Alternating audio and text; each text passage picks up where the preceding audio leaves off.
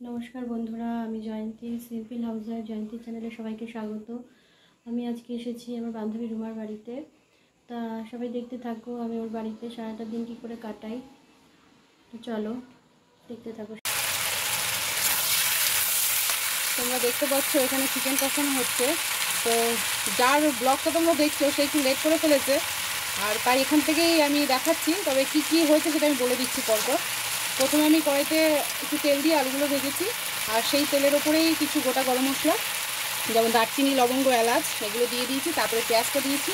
ওই একই তেলের মধ্যে, আমার রান্নার প্রসেস একটু আলাদা, ওই একই তেলের মধ্যে ওগুলো দিয়ে পেঁয়াজটা যখন একটু ভাজা ভাজা হয়েছে তারপরে আমি মাংসটা ছেড়ে দিয়েছি। এখন মাংসটা ভাজা করছি, আর কিছুটা সময় ভাজা হয়ে গেলে তারপরে আমি মশলা দেবো। আর এখানটা হচ্ছে গাঁটি কুচির তরকারি। আমি সিদ্ধ করে নুন, হলুদ, লঙ্কার গুঁড়ো দিয়ে বসিয়ে দিয়েছি মাছ দিয়ে। সোমবারটা পরে দেবো। গাঁটি কুচু আলু দিয়ে তেলাপিয়া মাছের ঝোল, সাথে একটা ফড়ি মাছ আছে। তো এখানে আছে আদা, রসুন, পেঁয়াজ, লঙ্কার গুঁড়ো আর হলুদ। এটাকে দিয়ে দিচ্ছে মধ্যে।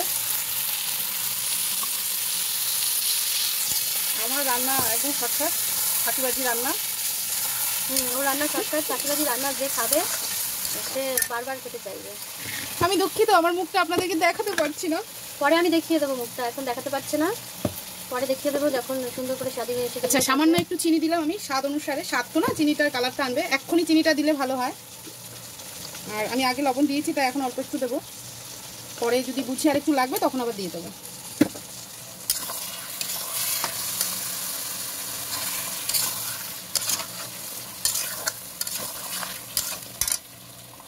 আমি মিক্সির বাটিটা ধুয়ে সামান্য জল দিয়ে আমি রেখে দেবো, একটু কষুক, তারপরে আবার পরে জল দেবো।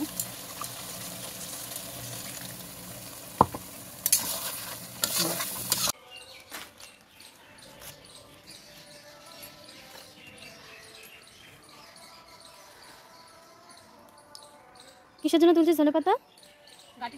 গাটি কচুতে দেওয়ার জন্য ধনে পাতা তুলছে।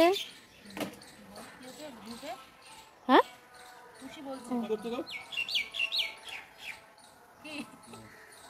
বল এসছে 12 মাসি আম। ওই যে ওখানে দাঁড়িয়ে রয়েছে পার্থদা, কি কি গাছে সবজিপাতি লাগিয়েছে সেগুলো দেখছে। ওখানে লাউ গাছ আছে, কুমড়ো গাছ আছে, সাথে আছে কাকরোল। কাকরোল কোথায় আছে? আখড়ি বা হ্যাঁ আখড়ি আখড়ি বা কাকরোল, যে যেটা বলে। হ্যাঁ, এটা আমাদের বাগান বাড়ি, জঙ্গল বাড়ি। জঙ্গল বাড়ি কোথায় আছে একটু দেখি। আরে না, এইটুকুনি গাছে আমের মুকুল। প্রথমে বলি, কড়াই রঙে কেউ যাবেন না। কড়াইটা সিলভারের কড়াই, আমি এটাকে পুড়িয়ে ফেলেছি যেহেতু মাছ দিয়ে কষ্ট হয়, তাই এখন এটা লোহার কড়াইয়ে পরিণত হয়েছে। কেউ এটাকে নিয়ে হাসি মজা করবেন না। তো প্রথমে আমি একটু পাঁচফোড়ন দিয়ে দিলাম। অল্প তেলের রান্না, প্রথমে আমি একটু তেল দিইনি, পুরো সিদ্ধ করে নিয়েছি। এখন এই সামান্য তেলে তরকারিটা হবে, মাছের তরকারিটা।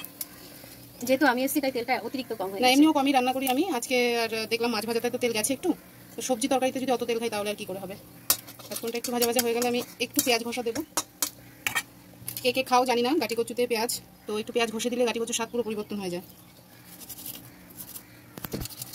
আমার পাঁচফোড়নটা রেডি হয়ে গেছে, আমি একটু পেঁয়াজ ঘষা দিয়ে দিলাম।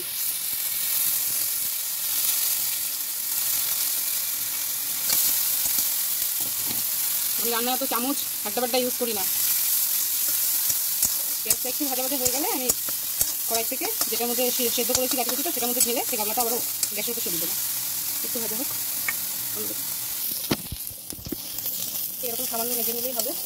এবার যদি কেউ চাও গাবলার তরকারিটার মধ্যে ঢেলে দিতে পারো, বা আমি যেমন হচ্ছে ফাঁকিবাজি কাজ, আমার ফাঁকিবাজি কাজ হচ্ছে এইভাবে কড়াইটা ধরবে আর এইভাবে বাটির মধ্যে ঢেলে দেবে। তারপর গাবলাটা গ্যাসের উপর আবার চড়িয়ে দিলাম। এই ফাঁকিবাজির হাতে যে কি গুণ, যে না খাবে সে জানতে পারবে না। থাক, আপনারা অত প্রশংসা করতে হবে না। না প্রশংসা না, সত্যি কথা বলছি। একটু ফুটে উঠলে আমি ওই যে ধনে পাতাটা তুলে আনলাম ওটা ছড়িয়ে দেবো। আমি কুচিয়ে রেখেছি, এটা হচ্ছে দাসবাড়ির নিজস্ব প্রোডাক্ট, বিলাতি ধনে পাতা বলা এটাকে। এটা অন্যরকম স্বাদ, গন্ধ খুব ভালো লাগে। তো একটু ফুটুক, ফুটে ওঠার পরে ধনে পাতাটা দিয়ে নামিয়ে রাখবো।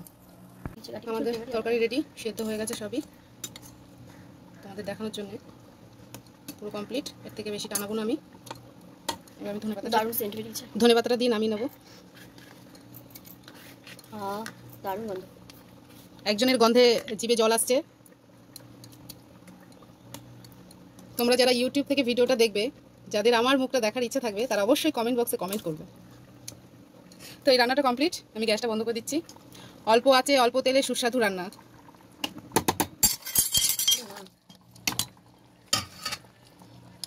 এই ছোটা একটু হবে টানুক, তারপরে আমার যা মশলা দেওয়ার দেবো, এই পজিশনে আবার ঢেকে রাখবো।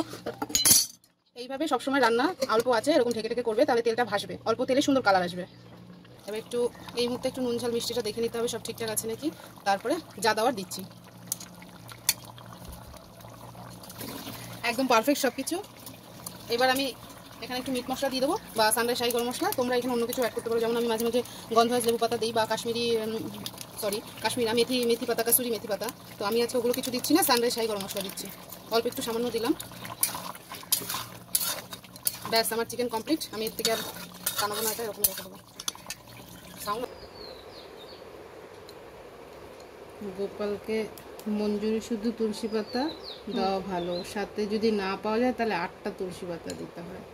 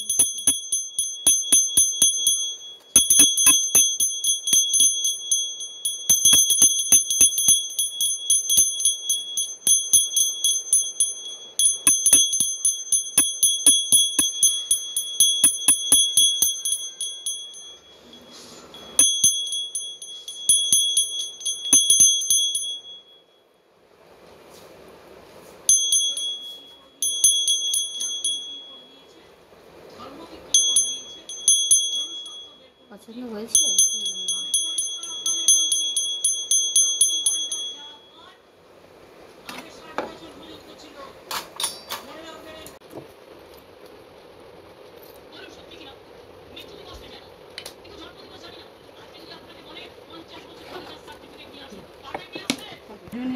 আমরা এখন খেতে বসেছি। খাবারে আছে, প্রথমে আছে উচ্ছে ভাজা, তারপরে কি করেছিস?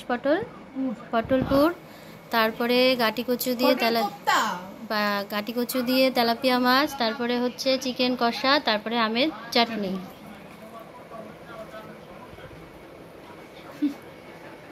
একজন আগেই খাওয়া শুরু করে দিয়েছে।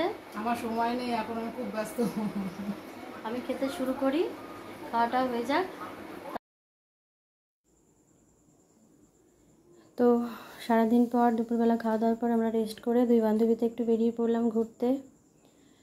তো আজকের ব্লগটা এখানেই শেষ করলাম। যদি ভালো লেগে থাকে একটু লাইক কমেন্ট করে দিও, চ্যানেলটা সাবস্ক্রাইব করে